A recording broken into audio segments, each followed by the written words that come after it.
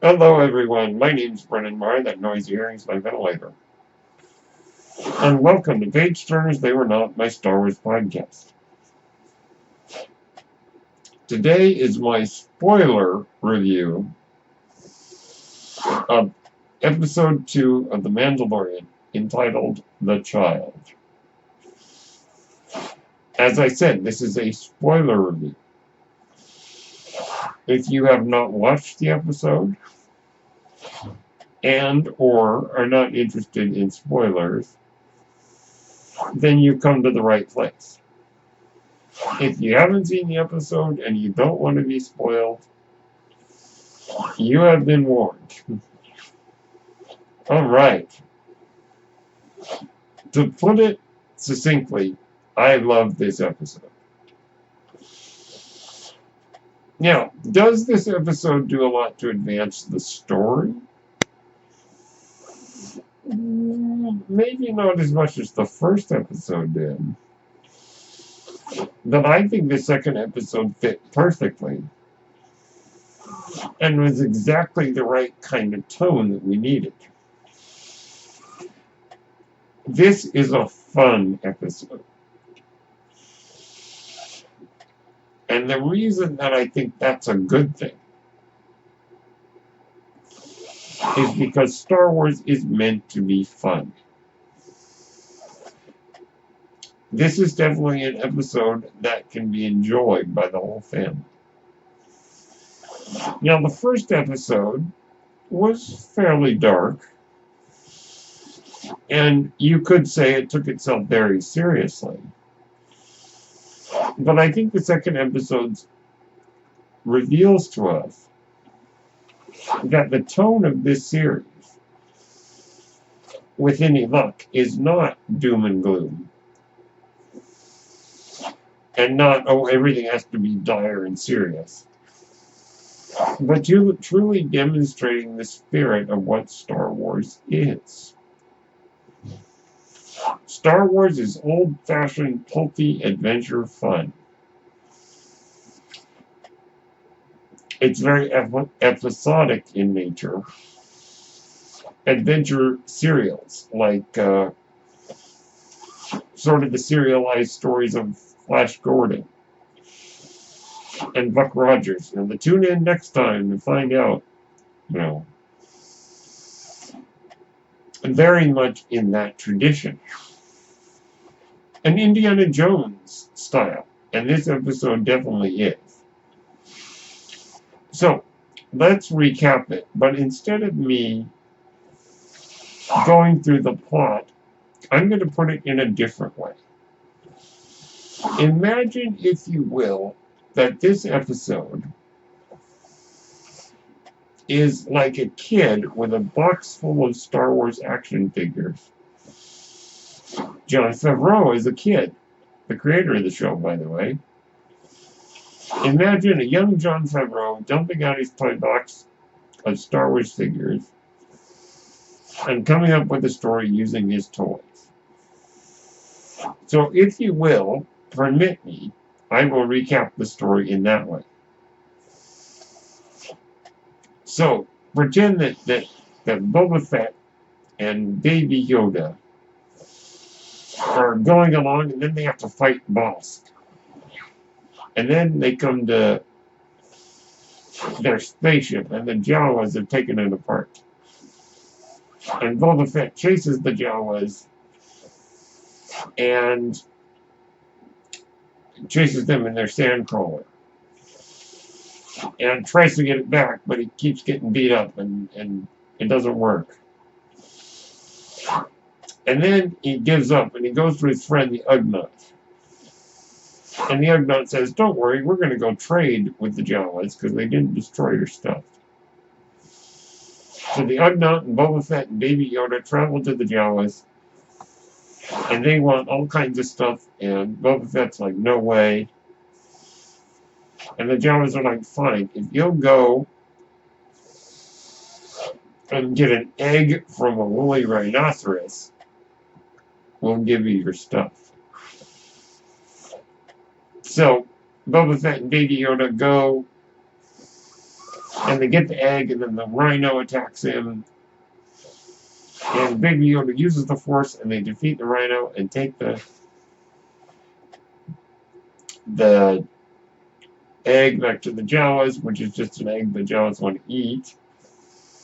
And they eat it and basically have a food party and give Boba Fett back their stuff. His stuff that they stole.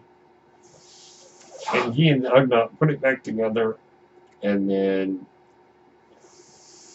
Boba Fett and Baby Yoda leave in their spaceship to see what happens next time. That, my friends, in a kid's toy box way, is how this episode played out. This show, if this episode is any indication, is like a kid playing with their Star Wars toys. And I think the first episode, you saw a bit of that with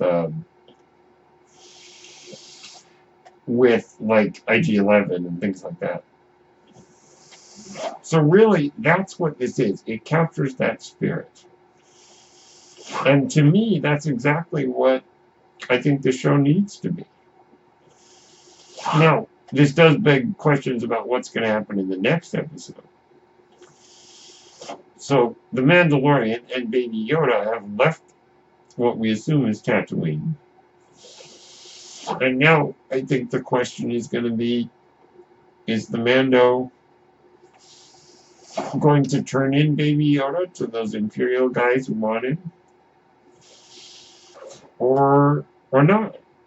Because I suspect, as I'm sure you do, that those former Imperial officers don't have good plans. They have nefarious deeds up their sleeves.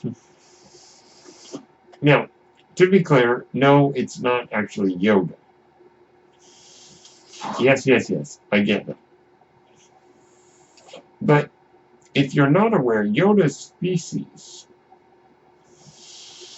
and that's right, this is the third member of that species we've ever seen. Yoda's species has no name yet, either in canon or in legends. So for the moment, we'll just call him Baby Yoda, even though it's not Yoda. Now, could it be a clone of Yoda? Well, that's certainly a possibility. But even if it's a clone, it's not Yoda.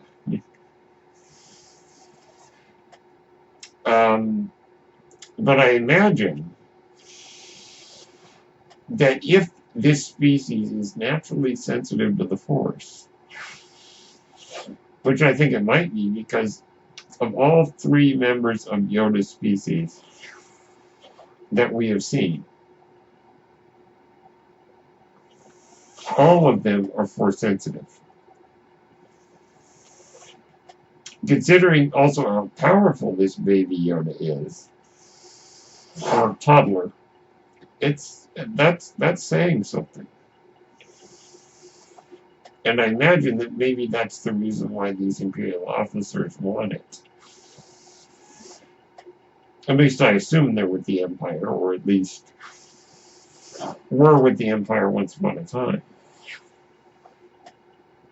So, let's talk really quick about what I like about this episode. I love the sense of humor that feels that it fits. I love the visual effects. The chasing with the sandcrawler was pretty amazing. I love the music. I do really, really like the Mandalorian music. I love the look of everything. Everything looks old and beat up and worn down. I love the characterizations. The characters are great. I love the story. This story felt very much like a sort of an adventure of Star Wars the role-playing game. So it's a fairly simple story, and I like that. I like the very, just the action scene is very, particularly with the Sandcrawler, was very Indiana Jones inspired.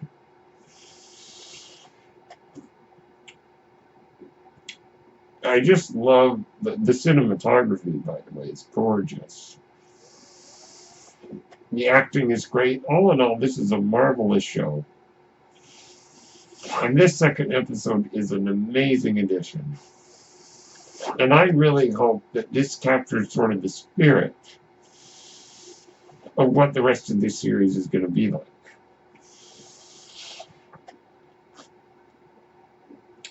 The idea of the baby or the toddler Yoda using the Force is very interesting because not only does he use it in a very obvious way, with stuffing the woolly rhinoceros. I'm not exactly sure what that thing is called. But I think that there are hints that he's using it in other ways. I think that at the beginning, when the Mando is repairing his suit, and also he's got like a cut on his arm, it seems to me that the baby Yoda is basically trying to heal him. And also, I think when the Mando gets knocked out twice during the episode, I think that part of the reason how he revived as quickly as he did came from Baby Yoda helping him.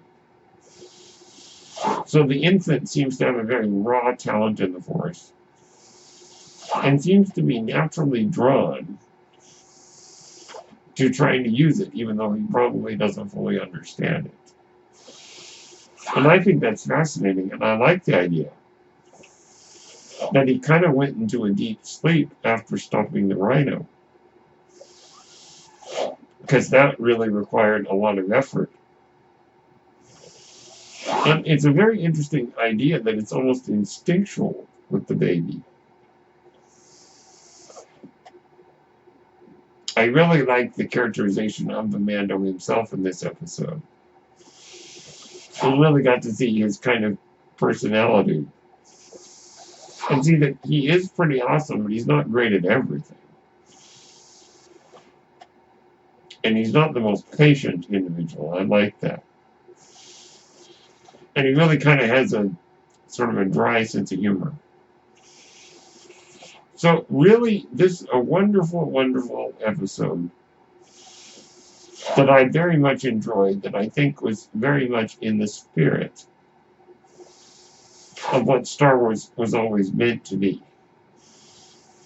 Let me know what you think about the episode. Episode 2 of The Mandalorian, The Child. And let me know, what are your predictions for this week's episode?